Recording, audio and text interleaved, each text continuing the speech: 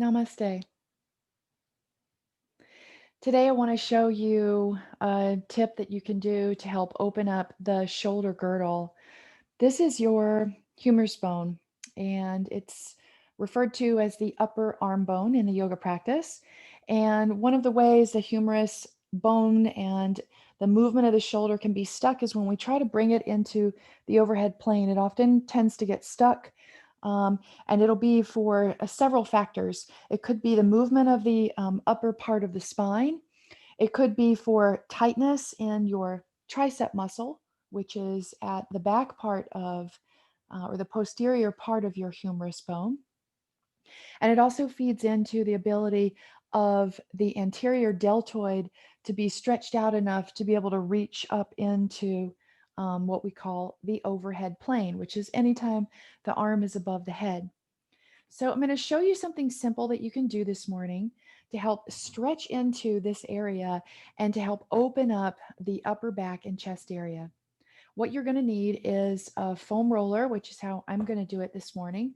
If you don't have a foam roller and you have a firm like a yoga block for yoga students and you have something like this, it might be nice to have two of them in a row that you can stack them alongside each other. Or the last thing I find that everyone has in their home is to take a firm blanket, roll that up, and use that in lieu of a foam roller. Okay, so let's get started. You're going to place your prop down onto the floor and you're going to place your forearms down on it. At this point, we're going to take a look at our alignment. We don't want to have the elbows too far apart. You don't want to have your elbows wider than the head of your humerus bones. So we want to have our elbows close enough that they are about the width, elbow to elbow, you're about the width of your armpits, which gives you a good idea of where the head of the humerus is. So we're starting in this position. Your forearms are parallel to the floor, and you're going to walk your knees back. Press your elbows and forearms down to help you lift the chest and get a little bit of extension in your upper back, which we just worked on in one of the prior videos. Draw your shoulder blades back. And that is a big action there. Lift your lower ribs away from the floor the best you can. Perhaps drop your head down. Now you can walk your knees back a little bit further. You may be able to put your forehead down onto the roll. Just pause here. As you start to feel the tissue open up, you can wiggle your knees back further and further. You're going to notice tension in the system. You're going to notice maybe some wobbliness, some wiggliness, or a little bit of just tension in the system that, and when I say the system, I mean it's a combination, connective tissue, muscle, bone movement, and all of that. We're not moving into pain. We're just noticing where we're mobile and where we may feel a little stuck. So for some people, you may notice this in your upper arm. For other people, you might notice this in your upper back. Many other people will tend to feel it here around the acromioclavicular joint or your AC joint where your clavicle meets a bony prominence of your scapula. So that's very, very common. Okay, now what we're going to do is we're going to walk in, take it a little step further. I'm going to lift my hands so now my forearms are almost vertical and I have my elbows on the blanket roll. I'm going to press the elbows down, lift the chest up, and stretch the sternum forward. That's the bone right in the center of the chest. Draw the shoulder blades back so that the head of the arm bone begins to sink back towards the upper part of the body.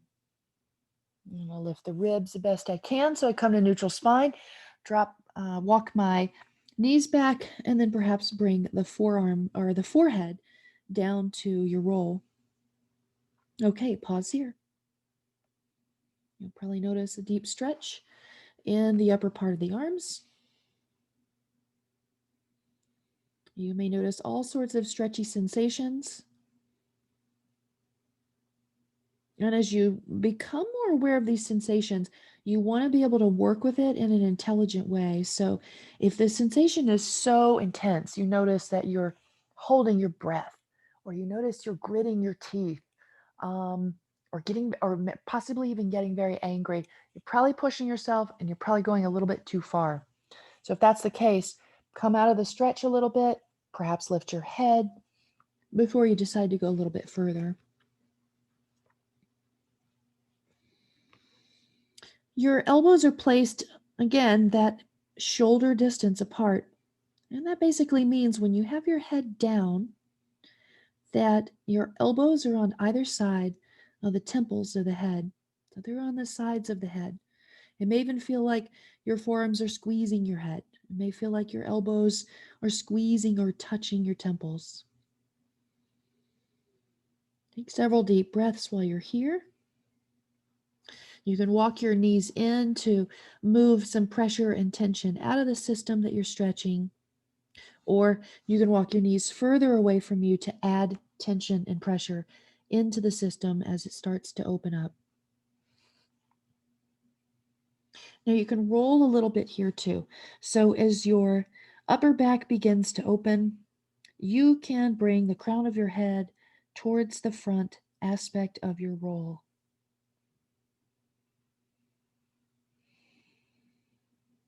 Be patient while you're waiting for this area to open. It doesn't seem so obvious, but because of what's happening in the front of the shoulder, between your anterior deltoid, your acromioclavicular joint, and the movement of your humerus, you actually are affecting chest muscles. These are muscles that not only play a postural role, but they also are deeply connected to different types of emotional tension.